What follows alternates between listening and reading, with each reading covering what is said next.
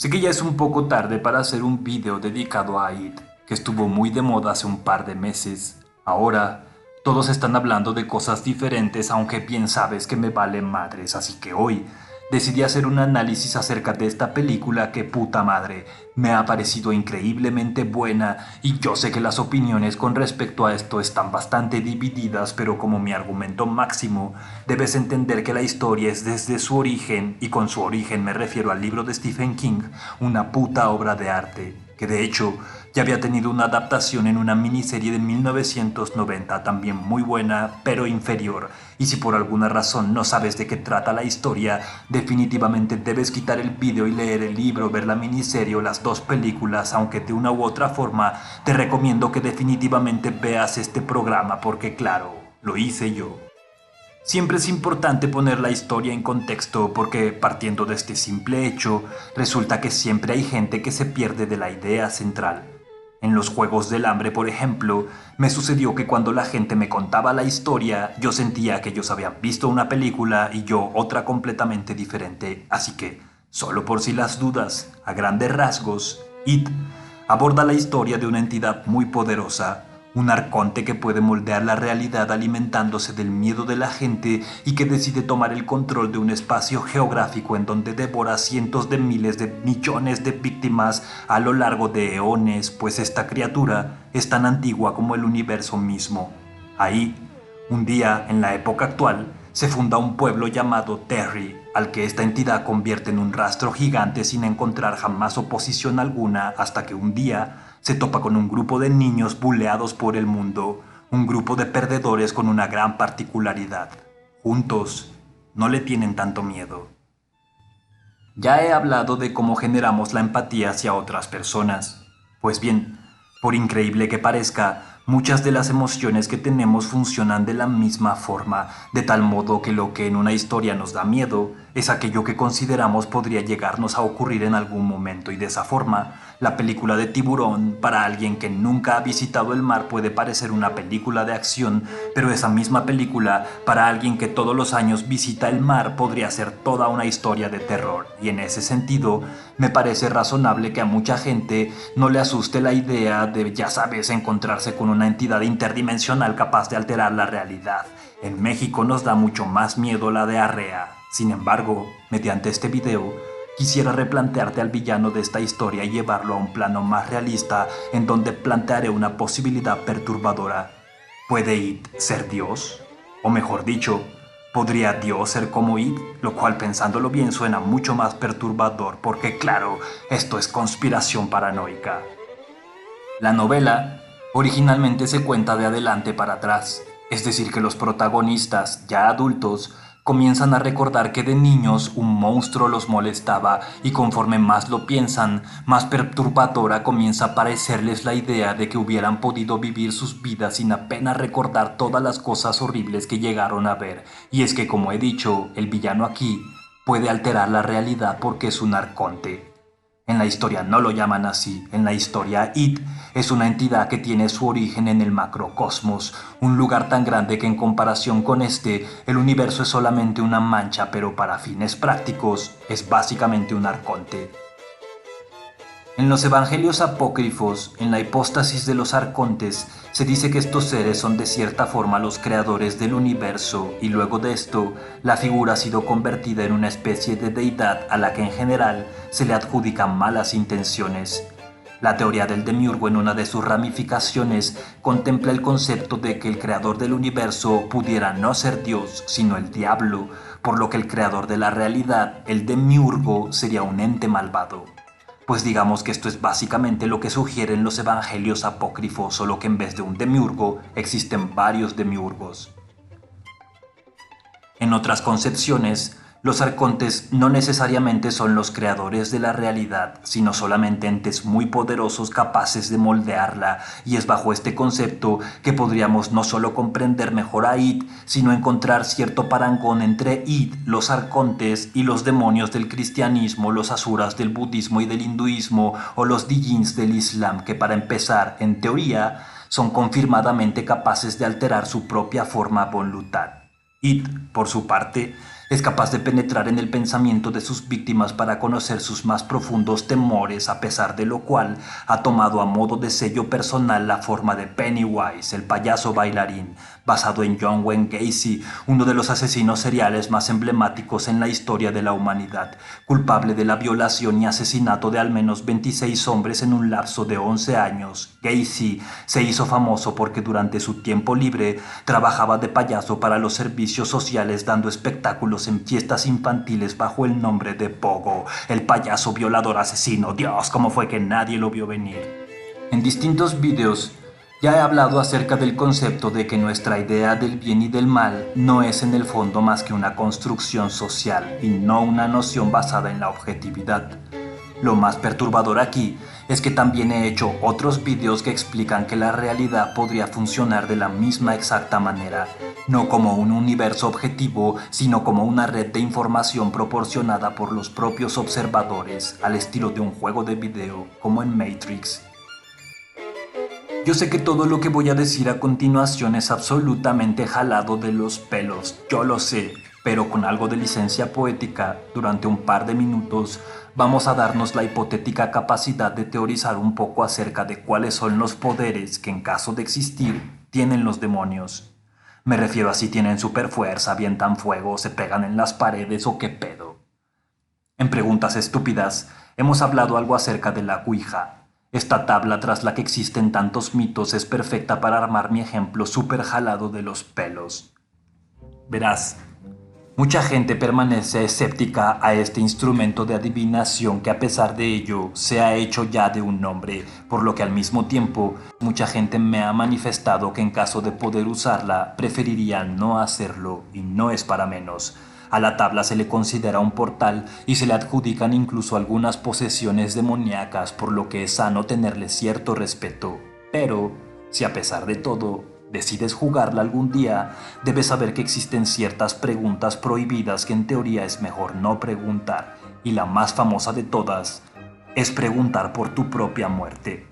Como he dicho, en la cosmovisión popular se dice que el diablo aparece con muchas formas, como un niño, como una mujer embarazada, como un catrín, como un monstruo con una pata de cabra y otra pata de gallo, y esta visión no solo es de México. El diablo puede cambiar de apariencia en todas las culturas. Aparece como un perro negro, como un anciano sabio, como una cabra, como una mujer hermosa, como un gato negro, y así aparentemente es capaz de cambiar su forma según la tradición popular que lo representa a su manera en cada parte del mundo.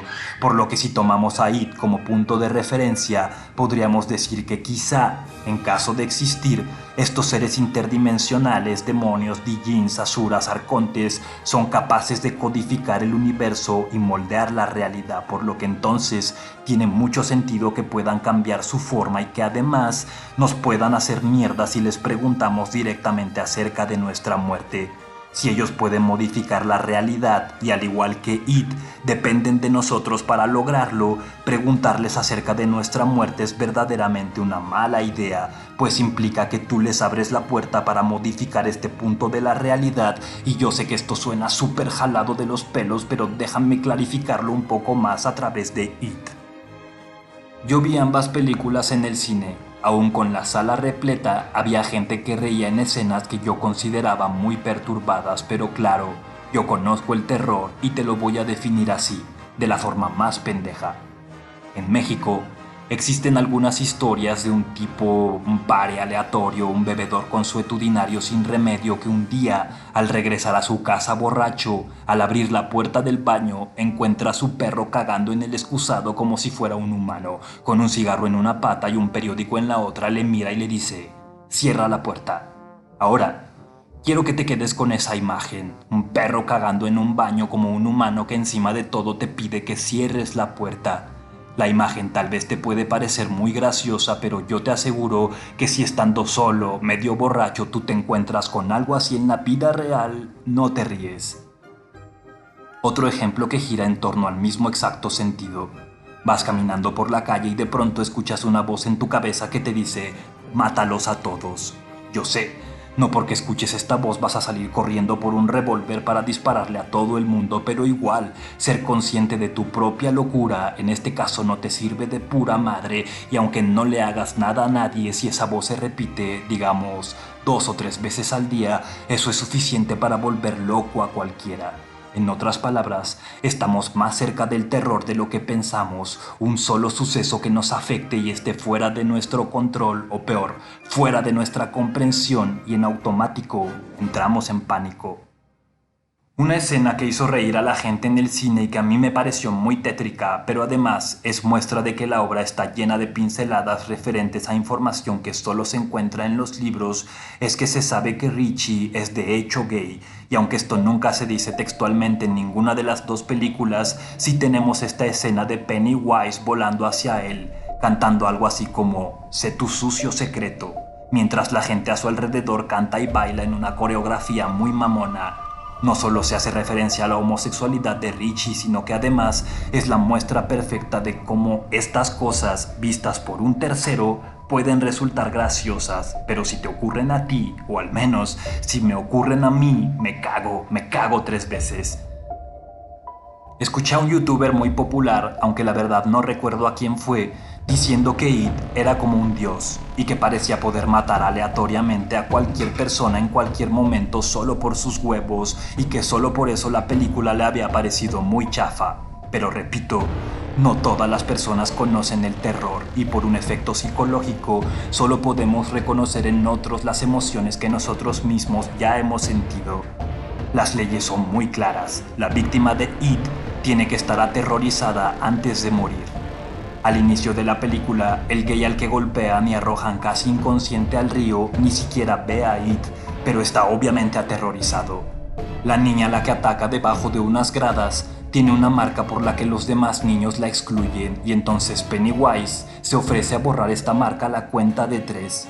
Cuando el payaso detiene el conteo, la niña, que estaba completamente ilusionada con que era posible ser normal porque los niños son así de inocentes, de pronto sabe dentro de sí que le mintieron, que eso no es posible y que será deforme por el resto de su vida, y entonces el terror, y entonces la muerte. No es necesario que le tengan miedo a It directamente, el miedo a cualquier cosa es suficiente. La idea esencial aquí es que para poder moldear la realidad, It necesita del miedo de sus víctimas, así que, más allá del libro, ¿puede la realidad de hecho ser moldeada por nuestras emociones? La ciencia, mediante el colisionador de hadrones, parece haber abierto la puerta a la posibilidad de que de hecho sea así, lo que dio pie a este tipo de libros de autosuperación bestsellers como El Secreto, que básicamente postulan la existencia de una ley de atracción. Piensa positivo y te pasan cosas positivas. Piensa negativo y te pasan cosas negativas. Y bueno, esa lógica es a prueba de fallos más allá de partículas que se encuentran en 2 lugares al mismo tiempo. Si piensas positivo, maximizas todo lo bueno que te pasa. Si piensas negativo, maximizas todas las cosas malas y por vivir castrado, puedes dejar pasar algunas buenas oportunidades, por lo que de una u otra forma podríamos decir que es verdad. Nuestra perspectiva del mundo moldea nuestra percepción de la realidad. Sin embargo, nosotros no creamos la realidad, solo podemos codificarla en cierto grado. Somos arcontes de nuestra propia dimensión y eso suena súper marihuano, pero déjame explicártelo con una frase de mi villano favorito. Tanto si crees que lo puedes hacer como si crees que no puedes, tienes toda la razón. Son famosas las historias de personas como J.K. Rowling, que en su intento por vender Harry Potter fue rechazada como 6 millones de veces, pero ella creía que era buena. A pesar de que todos le decían que era una pendeja, ella creía en sí misma. Lo mismo que le pasa a Naruto. Todos lo consideran un monstruo, pero él está decidido a demostrar que no es así. Si Naruto decide no creer en sí mismo, no luchar contra la corriente, entonces tiene todo el potencial de ser un monstruo. Si J.K. Rowling decide creer que es una pendeja, entonces no vende su libro nunca. Ahora, esto puede parecer un simple acto de confianza personal, además que ya sabes, Naruto ni existe, pero ¿hasta dónde puede llevarnos esta confianza personal? Víctor Frank, neurólogo y psiquiatra austriaco sobreviviente de los campos de concentración durante la Segunda Guerra Mundial, aseguró que a su alrededor solo sobrevivieron aquellas personas que sentían que tenían una razón para seguir viviendo, una historia, una idea, una teoría, que sentían que si ellos no aportaban a la humanidad, nadie más podría aportar. Algo que los hacía únicos, y para él, este fenómeno era más que mera confianza personal.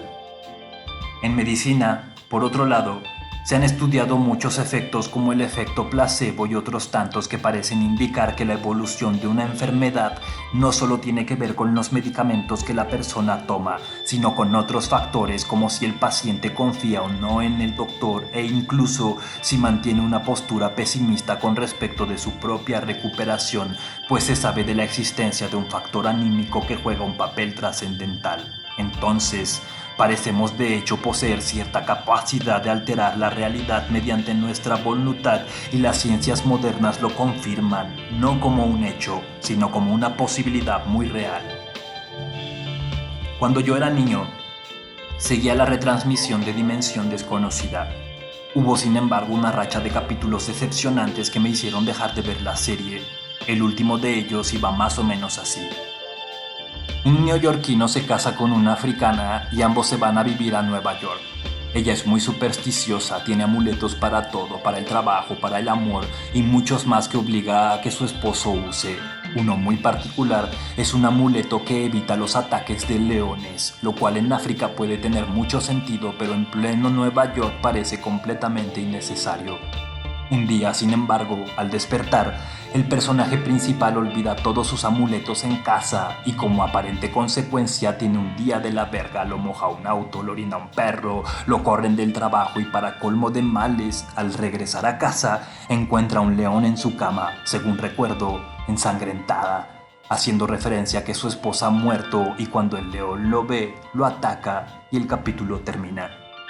A veces me ocurre que cuando termino de ver algo inicialmente pienso, pero qué pedazo de mierda acabo de ver. Y luego de unos días, sin embargo, ocurre que al analizar una historia que inicialmente me desagradó, termino encontrándola buena o hasta muy buena. Y este es el caso.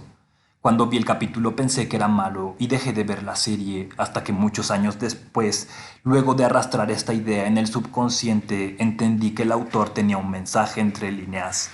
No tengas miedo, el miedo te puede matar. Si sientes pánico de que un león te coma, un puto león va a encontrar la forma de llegar hasta ti para comerte. Déjame unir todas estas ideas sueltas imposibles de unir con mi escena favorita de la película. El club de los perdedores, adultos, son convencidos por Mike para ir a la guarida de la bestia y realizar ahí mismo un ritual con el que supuestamente podrán sellar ahí de una vez por todas. El ritual no es una idea original del Club de los Perdedores, sino que, como he dicho, el monstruo lleva eones viviendo en el mismo sitio, por lo que muchos otros antes, le han enfrentado y han perdido, razón por la cual existe información de cómo hacerle frente a esta criatura. El ritual se basa en una idea muy simple. Para empezar, es el observador el que hace que It tome ciertas formas, pues como sabes, los poderes de esta criatura están íntimamente ligados al miedo que siente el espectador. Es un anciano para quien le teme a la vejez, es un vago sucio para quien le teme a la enfermedad, pero al mismo tiempo, al adquirir una forma, It adquiere las debilidades de esa misma forma. Es decir, que existe una correlación entre lo que los espectadores esperan de It y lo que It finalmente termina siendo, y este ritual tiene la finalidad de darle al monstruo la forma de una deidad, de un dios nativo americano, y al hacerlo, al convertirse en un dios nativo americano al mismo tiempo, adquiere las debilidades de ese dios y puede ser sellado mediante un ritual muy simple. It aparece en su forma más pura, 3 luces que representan los fuegos fatuos en donde él se ha formado, aunque para algunos aventurados son la representación de la Santísima Trinidad del cristianismo. El final del ritual concluye cuando estas 3 luces quedan confinadas en un contenedor que se encuentra en el centro del grupo, y cuando están a punto de sellarlo, antes de que lo encierren completamente, alguien pregunta, ¿lo logramos? Y al hacerlo, la caga. Rompe con la formalidad de la ceremonia, ya no se apega a la solemnidad del ritual, ya no considera a Id como una deidad a la que se aproxima con sumo respeto, sino que la menosprecia, y al hacerlo hace que cambie de forma y se libere del ritual porque, como he dicho, la forma de la criatura está ligada al espectador.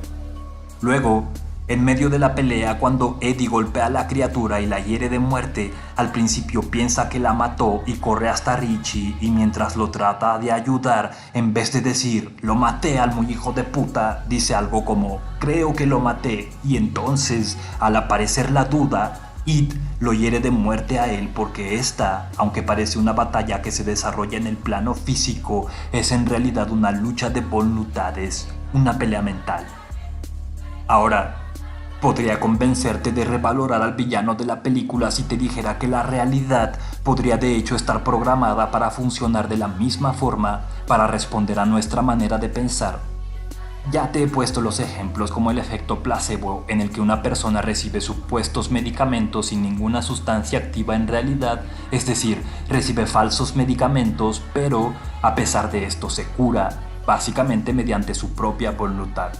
Existe el efecto inverso también, mucho menos conocido, el efecto nocebo, en donde una persona que no confía en los medicamentos que recibe o en su doctor, al recibir medicamentos falsos, reacciona de forma adversa, como si los medicamentos de hecho le estuvieran haciendo daño cuando en realidad no deberían tener ningún efecto. Cristo, según las Escrituras, para obrar milagros sobre las personas tenía un requisito mínimo: la persona debía tener fe. Debía creer que Cristo era capaz de ayudarle o de lo contrario no podía hacerlo. Y yo sé que ya me agarré un viaje súper ácido porque todo esto es pura puta licencia poética. No es un hecho que tengamos la capacidad de modificar la realidad con el pensamiento, solo es una posibilidad latente.